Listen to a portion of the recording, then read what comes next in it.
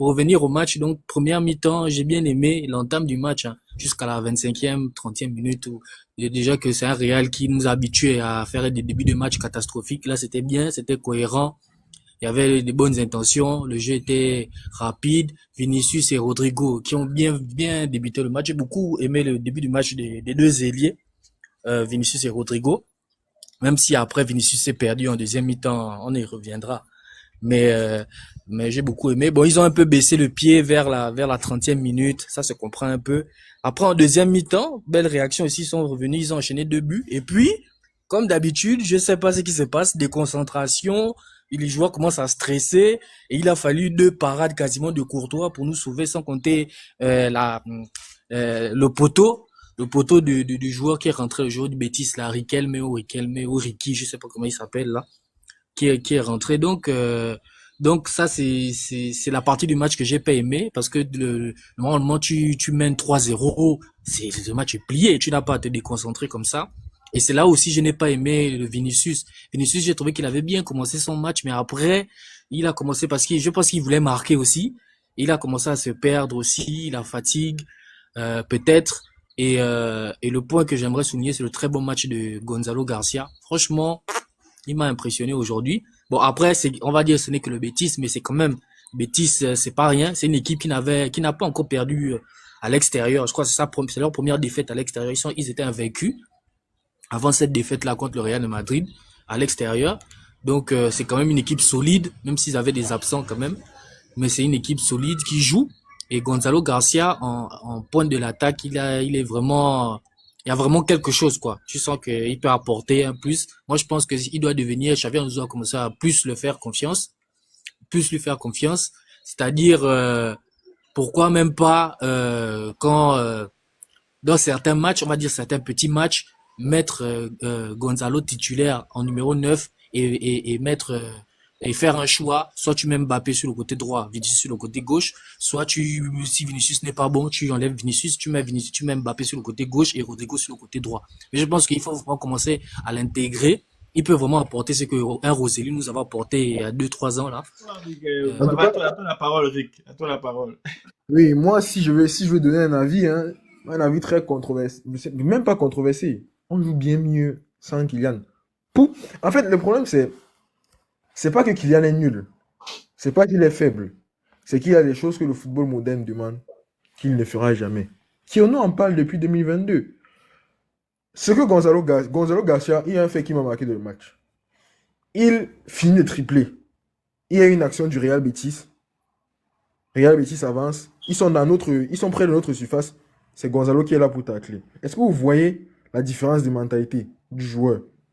Une fois qu'un 9 est capable de nous donner ça, même si on avait gagné ce match 2-1, genre uniquement 2-1, ou bien 1-0, un truc comme ça, moi j'aurais été satisfait de notre match. Parce que aussi, c'est aussi une histoire d'intelligence de jeu. Pour moi, en termes d'intelligence de jeu, Gonzalo Garcia, il est un peu plus fort que Kylian actuellement. Pourquoi? Kylian, c'est quelqu'un, mais ça vient du fait que Kylian lui-même, il a dit qu'il ne va jamais travailler sur ses points faibles. Parce que ça sert à rien de travailler sur ses points faibles s'il a des forces. Il préfère être moyen ailleurs et être SS++ en finition. C'est comme ça qu'il réfléchit son football. Alors que et Kylian, c'est quelqu'un qui a toujours été très fort. Enfin, c'est quelqu'un, même sa constitution physique, il est fait pour jouer au football. Donc, il y a des efforts qu'il n'a jamais vraiment eu besoin à faire, de faire. Alors que quelqu'un comme Gonzalo Garcia, vous voyez, il est très petit, trapu. Il a besoin absolument d'avoir de l'intelligence. Il y a une action, par exemple, Bellingham lui fait la passe sur le man, il touche. Mbappé ne peut pas faire ça. Pas qu'il ne peut pas faire en sens en mode il ne sait pas le faire avec un ballon. Non, mais c'est qu'il ne va jamais le faire parce qu'il ne va jamais y réfléchir. Il va essayer de trouver sa solution à lui. Et c'est ça le problème. Aujourd'hui, on va dire Vinicius a fait Vinicius n'a pas fait un grand match, mais le match de Vinicius, à mon sens, était très bon. Dans la percussion, dans le jeu et tout. Pourquoi? Parce que c'est des joueurs qui, naturellement, jouent au ballon. Rodrigo, Bellingham, Vinicius, Gonzalo, c'est tout ce dont on avait besoin. Bon, la parole revient d'abord à Elbix. Donc 5 minutes pour Elbix. Merci beaucoup. D'abord, bonsoir d'abord, avant de commencer. Bonsoir et bonne année, bonne et heureuse année 2026. Merci, bonne année à chacun ici aussi. Déjà, moi, pour le match d'aujourd'hui, en fait, c'était la première fois de regarder un match du Real depuis la saison a commencé, hein. Et puis d'être heureux, en fait. C'était la première fois. Voilà, depuis que la saison a commencé, c'est le seul match du Real, en dehors du match contre City, c'est le seul match du Real où le Real était rassuré dans son jeu, où le Real jouait avec cohérence, tout simplement. Voilà. Et là, pourquoi? Parce que chacun était à son poste et puis chacun faisait ce qu'il avait à faire. Et moi, ce qui me dérange dans le jeu du Real aujourd'hui, c'est que parfois, il y a certains changements de Xabi Alonso, moi, qui me dérangent un peu, hein. Ou encore, il y a certains classements qui fait que moi me dérange. Voilà, parfois, on peut se retrouver avec Carreras et puis Fan Garcia dans le même match. Bon, je ne sais pas pourquoi. Je ne sais pas si c'est parce que les deux ont mangé ensemble hier nuit. Bon, je ne sais pas. Je ne sais pas pourquoi. Bon, en tout cas, sinon, pour le match d'aujourd'hui, pour moi, ceux que j'ai trouvé bon, Gonzalo Garcia, il n'y a rien à dire. Il a fait son match. Il s'est déplacé comme un neuf. Sur le premier but, il a eu un déplacement qui m'a plu pour se débarrasser de son vis-à-vis direct pour se retrouver seul. Sur son troisième but également, c'est pareil. Un déplacement pour effacer le défenseur. En fait, là, il a montré un peu en tant que neuf ce qu'on doit faire avec un jeu sans ballon pour pouvoir se retrouver dans de bonnes conditions pour marquer. Voilà, donc lui, il n'y a pas de souci. Bon, Vinicius, en première mi-temps, oui, il a été bon, ça, il n'y a rien à dire. Mais en deuxième mi-temps, il était un peu plus distrait dans le match. Voilà, mais Rudiger, pardon, faut arrêter ça là. Franchement, non, défensivement, bon, il est rien contre personne, hein. À les défenseurs, j'ai trouvé qu'ils ont bien joué, mais Rudiger, je ne sais pas pourquoi. Pourtant, à Chelsea, c'était un défenseur incroyable. Mais c'est pas pourquoi, depuis qu'il est arrivé au Real, il vaut rien. Donc voilà. Bonsoir, Fran, Peter. À toi la parole. 5 minutes chrono. Fran. Oh, il n'est pas là. Allô, bonsoir. Oui, bonsoir, Fran. Bonsoir. On t'écoute. Bonsoir à tous. Ok, bonsoir à tous et meilleurs vœux. Merci à tous. Santé, prospérité et courage. Bon,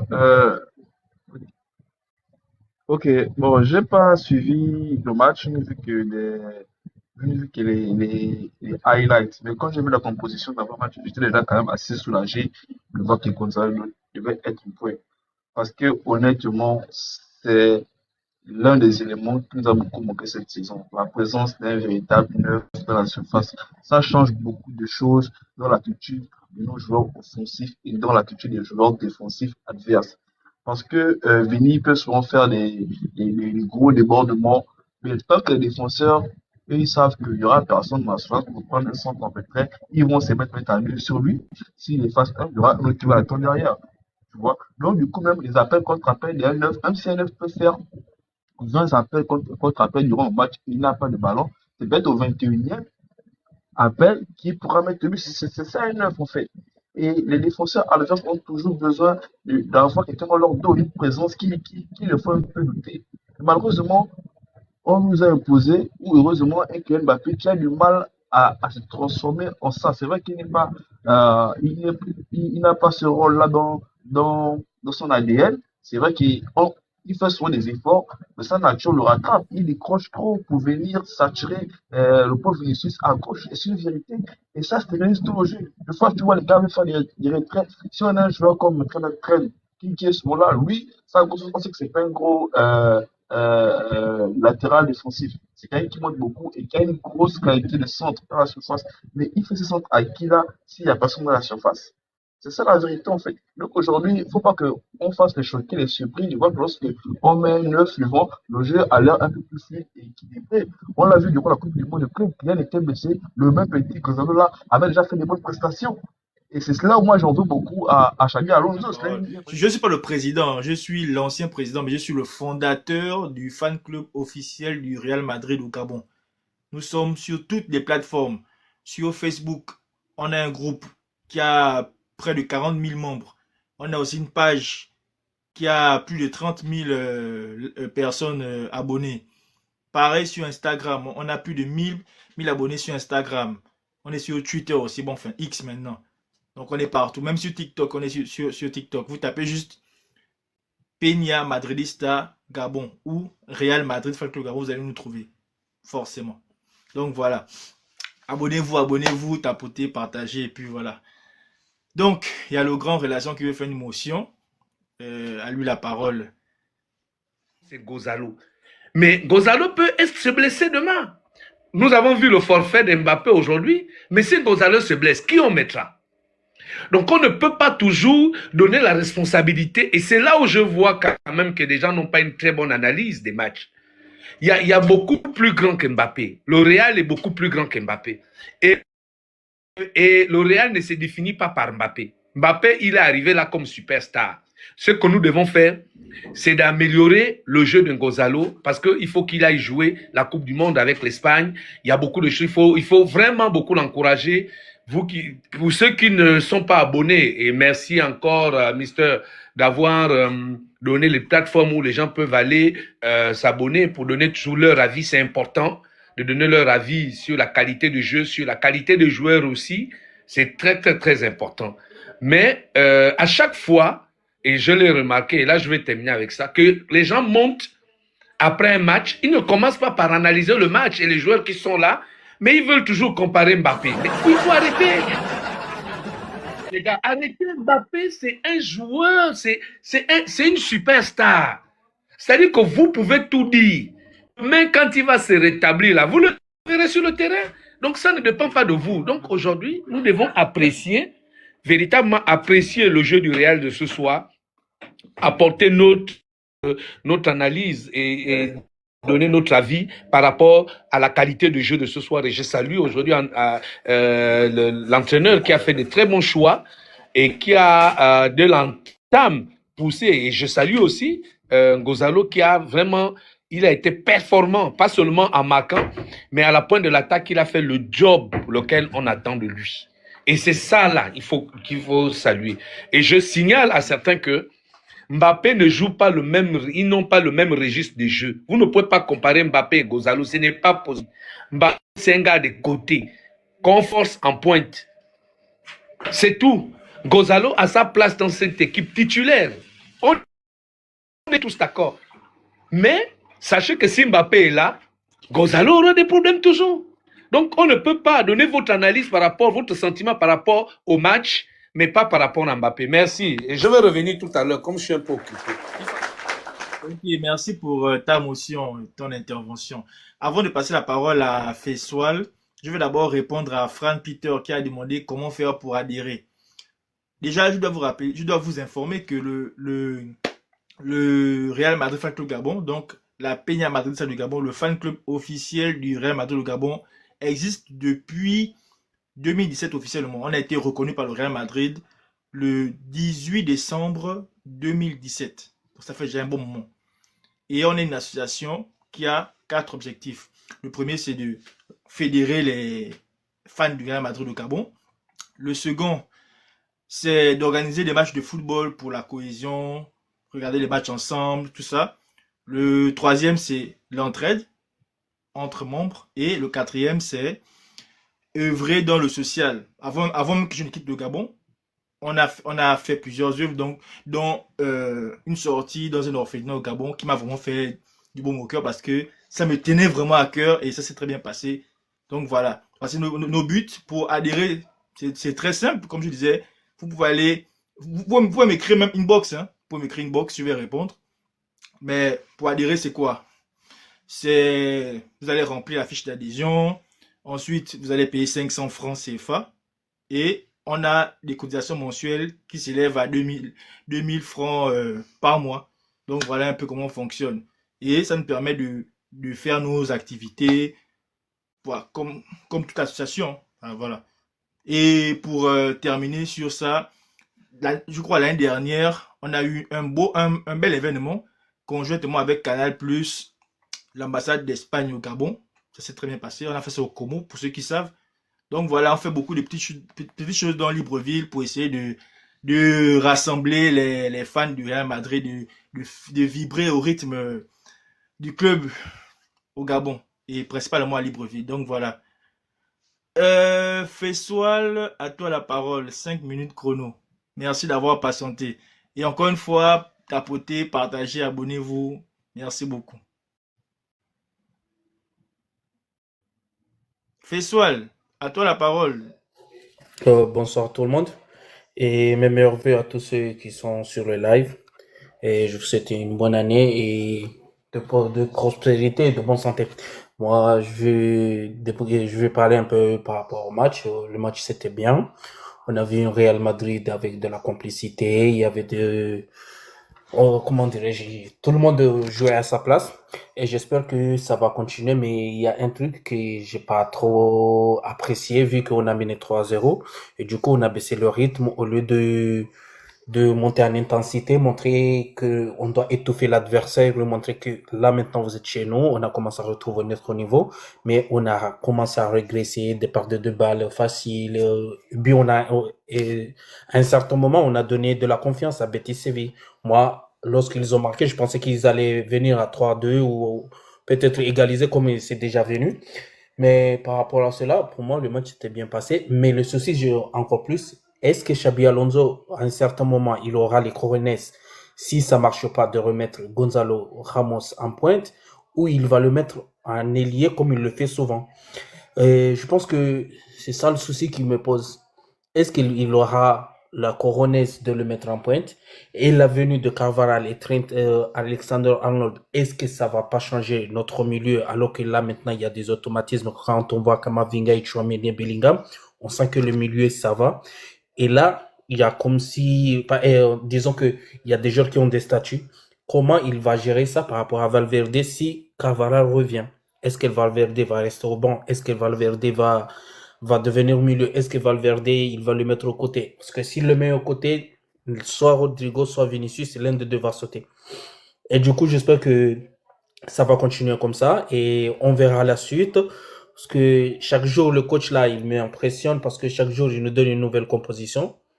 Et je pense que la semaine prochaine, qu'on va jouer contre l'Atlético, j'espère qu'il va garder la même équipe type. Sinon, je pense qu'il va mettre Carvajal. Hein. Je le sens et je pense que Gonzalo Ramos va sauter. Hein. Mais pour le match d'aujourd'hui, c'est bon, c'est un bon match. On attend ce qui arrive les prochains matchs et je vais terminer sur cela. Bonne soirée à tout le monde et mes meilleurs vœux.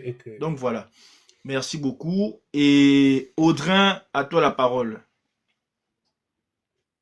Bonsoir à tous. Bonsoir. Bonne année. Bon, moi, je voulais réagir par rapport au match aujourd'hui.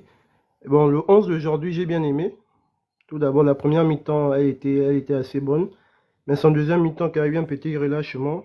Moi, je vais mettre le point sur ce que tu viens de dire. Kamavinga, je trouve pas qu'il devrait être titulaire. En fait, il y a des occasions. Je me disais que là, si tu donnais ce genre d'occasion à Valverde ou bien un autre milieu comme Bellingham, il pouvait les rentrer, quoi. Mais lui, à chaque fois, je voyais, il y a des ballons qui pouvaient bien mettre des buts, mais sans plus, quoi. Et par rapport à Mbappé, il faut savoir que si Mbappé veut jouer, il va jouer. Donc, il y aura forcément quelqu'un qui va sauter. Gonzalo Garcia, bon, je trouve que c'est un vrai neuf. C'est un vrai neuf, mais il y aura un choix difficile à faire. Si vraiment ils veulent que le 11 soit cohérent, Xabi devra faire un choix entre Vinicius et Mbappé. Parce que moi aussi, j'ai pensé à cette alternative que Mbappé pouvait jouer à droite, mais je ne pense pas qu'il pourra accepter cela. Donc, ce sera entre Vinicius et Mbappé s'ils veulent que le 11 soit cohérent avec Gonzalo Garcia en 9 et Rodrigo qui retrouve un peu ses marques. Donc, c'est un peu sur ce dont je voulais réagir. Merci.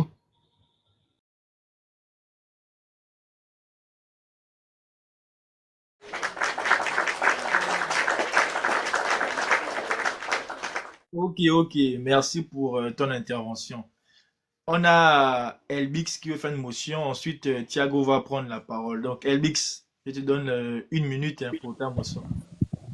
D'accord, merci beaucoup. Moi, c'est par rapport à ce que Audrey vient de dire. En fait, Pour moi, à mon avis, s'il y a un joueur qui ne doit pas quitter le Real, c'est Rodrigo, hein.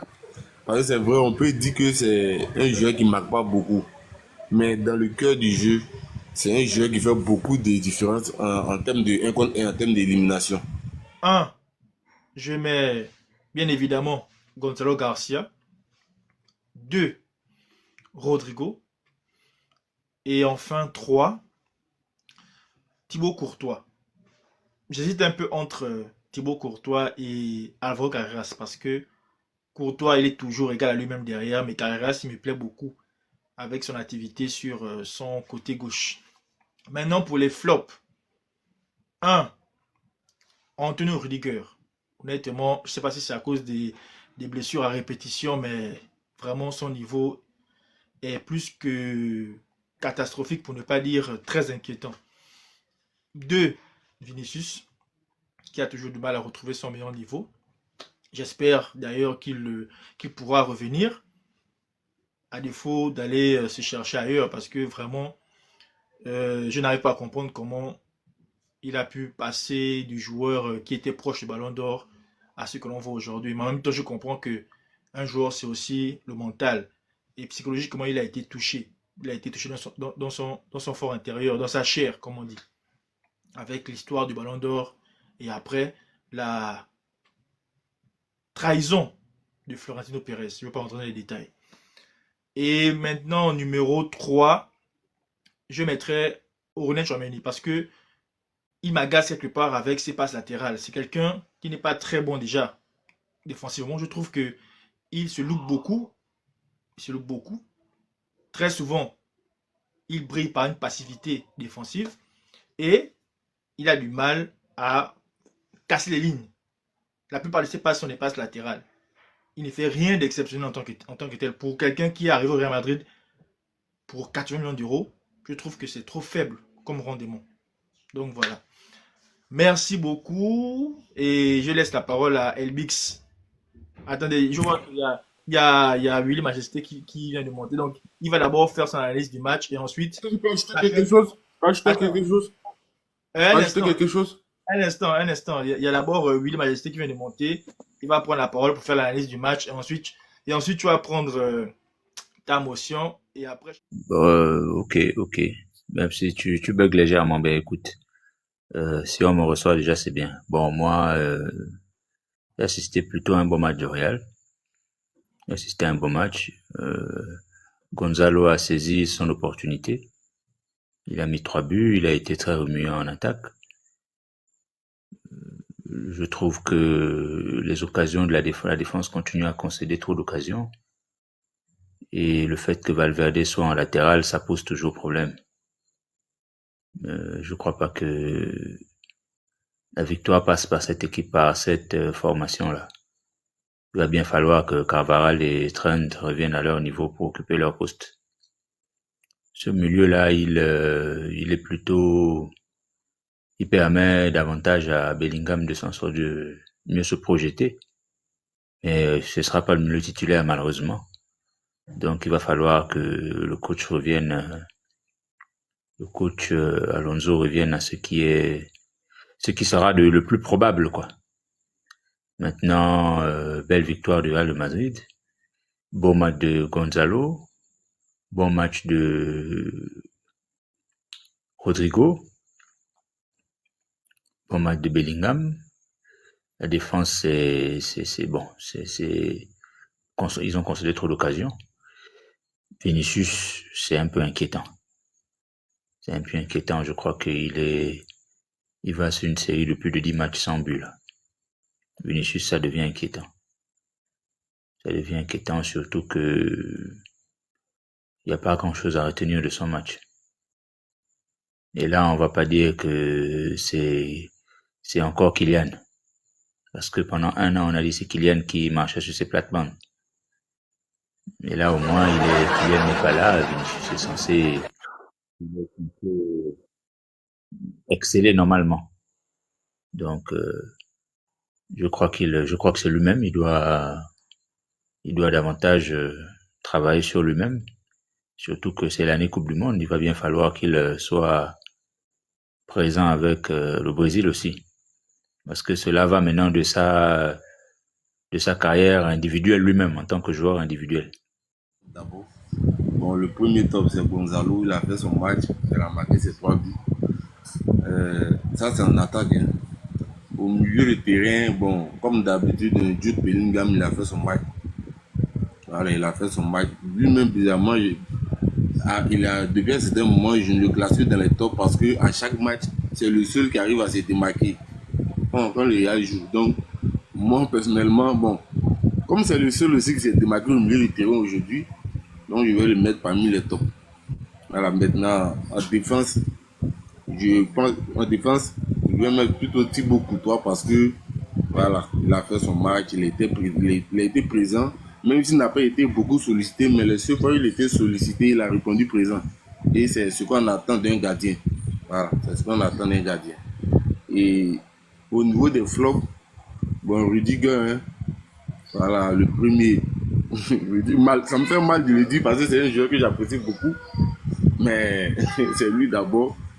Ensuite, moi je vais mettre en flop Kamavinga parce que il a trop titubé devant la surface de réparation sur plusieurs actions malheureusement. Et à sa place, si c'était Valverde, je suis sûr qu'il aurait eu de Valverde dans le match. Parce que lui, quand il a un ballon devant la surface, il ne s'amuse pas avec. Il ne réfléchit pas, il tire, il a jeté. Et c'est ce qu'on demande parfois au milieu de terrain, quand il reçoit la balle devant la surface. Même si tu as jeté, au moins tu as tenté, tu as tiré, c'est ce qu'on veut voir. Mais lui, voilà, c'est pas ça. Et au fait, pour le troisième flop, j'ai hésité entre Vinicius et puis Tchouaméni. Mais je dirais Tchouaméni. Pourquoi il ne prend pas Vinicius? Parce qu'en première mi-temps, il a fait ce qu'il avait à faire en tant qu'ailier gauche. Il a fait son travail d'ailier gauche en première mi-temps. Seulement qu'en deuxième mi-temps, il a commencé à disparaître un peu. Bon, après, il est sorti, il n'a pas fini le match. Mais comparé à Tchouaméni, comme toi-même tu l'as dit là, hein, on a fait des passes latérales là, ça retarde trop le jeu. Tu es milieu de terrain, tu joues à un poste où, quand Toni Kroos était là, qu'on lui donne le ballon, c'est je cherche Vinicius en pointe direct, but. Mais toi, tu vas jamais faire une transversale pour envoyer le ballon devant. Toujours, tu as cherché les joueurs de côté. Ok, merci beaucoup. Audrey, on t'écoute pour tes tops et tes flops. Bon, je vais mettre 3 minutes pour qu'on ne tire pas trop en longueur. 3 minutes pour les tops et les flops. On t'écoute, Audrey. Ok, je vais commencer par les tops. En premier, je vais mettre Carreras. Vraiment, il nous apporte beaucoup. Depuis son arrivée, bon, comparé à Franck Garcia, c'est deux joueurs très différents. Franck Garcia, il se projette plus en centre, mais lui, en fait, il est très bon. Il est très bon. En deux, je vais mettre Rodrigo. C'est ce Rodrigo-là que nous, on veut au Real. Ce Rodrigo qui reprend ses marques parce qu'il il nous manquait tellement. Et j'espère que le prochain match, il sera au rendez-vous. Et en trois, je vais mettre Gonzalo Garcia, tout simplement. Il nous a mis un triplé aujourd'hui et il a sûrement fait ses marques en montrant qu'il mérite sa place. Bon, dans les flops, moi je mettrais Rudiger. Vraiment, j'ai peur pour le prochain match parce que Rudiger, c'est une personne. On peut prendre facilement. C'est plus le même Rudiger à sa toute première venue, mais contre Atlético, je pense pas que. Bon, en même temps, les défenseurs sont blessés, il y a certains qui sont absents. Mais j'ai vraiment peur face à l'Atlético, face aux joueurs comme des joueurs de pointe qui sont à l'Atlético Madrid. Et Kamavinga, bon, il a fait un bon match pour certains, mais moi je trouve pas que Kamavinga mérite sa place en milieu. Comme vous l'avez fait comprendre, il y a des joueurs comme Tchouaméni et Kamavinga que le Real a misé sur eux, des grands montants, mais on ne retrouve pas cette magie-là que nous avons dépensé sur toi et que tu vas nous apporter plus que tu as apporté à ton club, ton dernier club. Et en trois, je vais mettre que Tchouaméni, et bien évidemment, comme tu viens de le dire, les passes latérales, ça retarde trop le jeu. et il ne se projette pas vite, en fait. Donc, c'est un peu ça. Merci. Et merci pour ton intervention. Thiago, on t'écoute pour tes tops et tes flops. 3 minutes chrono.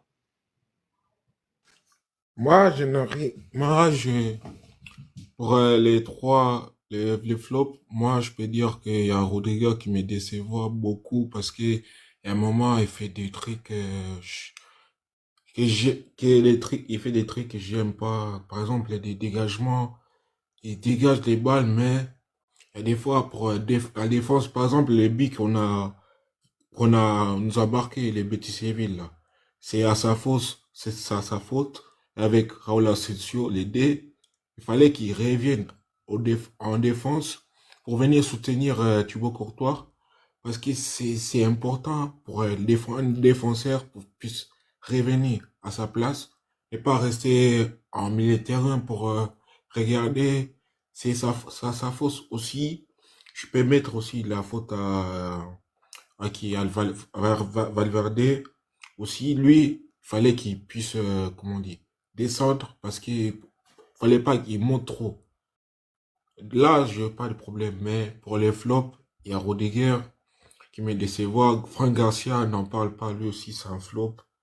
Il y a, comment je peux dire, l'autre là. Il y a Tchouaméni qui me décevoir un peu. Il y a aussi, maintenant pour les tops, pour le top, je peux dire Rodrigo qui est bien au top, avec Gonzalo Garcia et Thibaut Courtois aussi, je pense.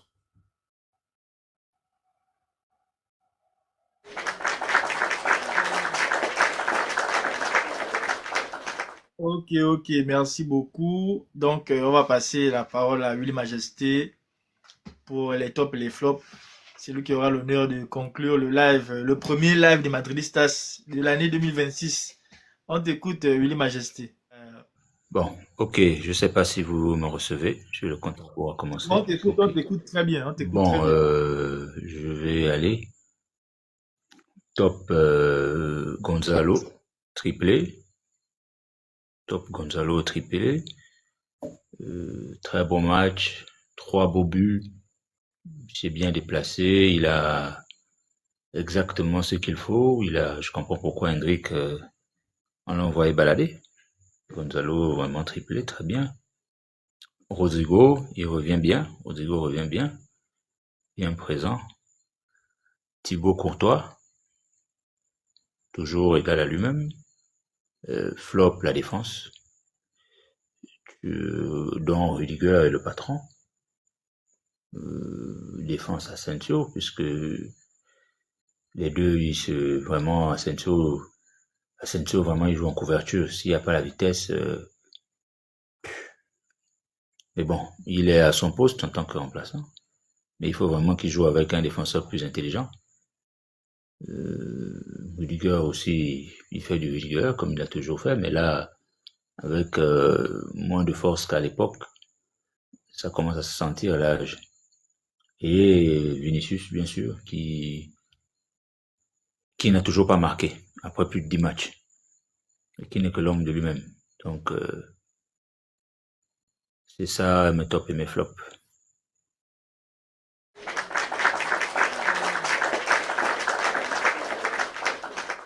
Je peux ajouter quelque chose?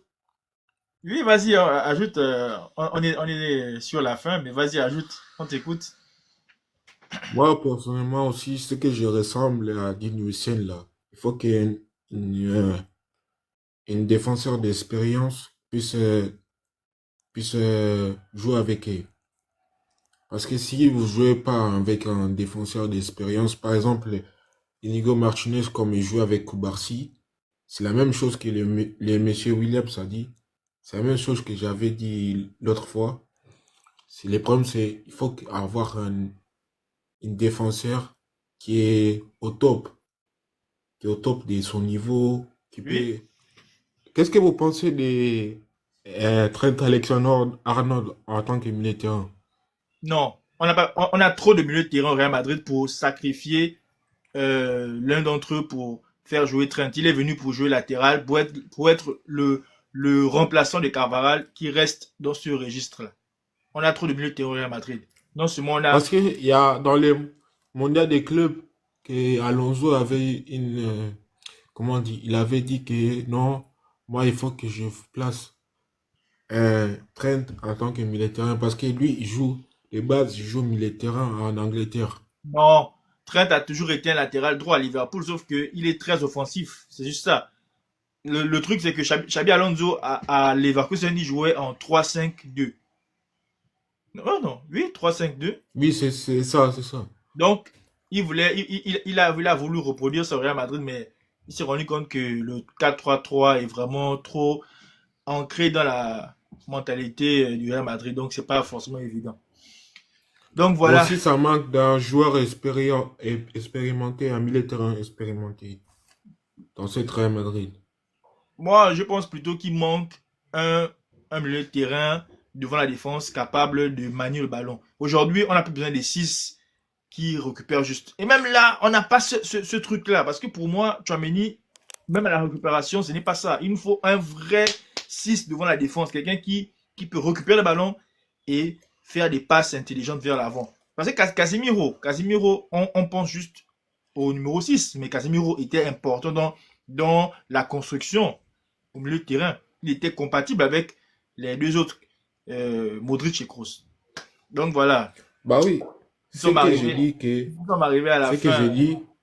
Je vais devoir Ruben Neves. Le live. Ruben Neves, il peut remplacer Tchouaméni. Donc voilà, on va devoir couper le live et on se dit à très bientôt. Comme vous le savez déjà, le football est ma drogue et le Real Madrid est mon dealer. Allez, au revoir. Ciao.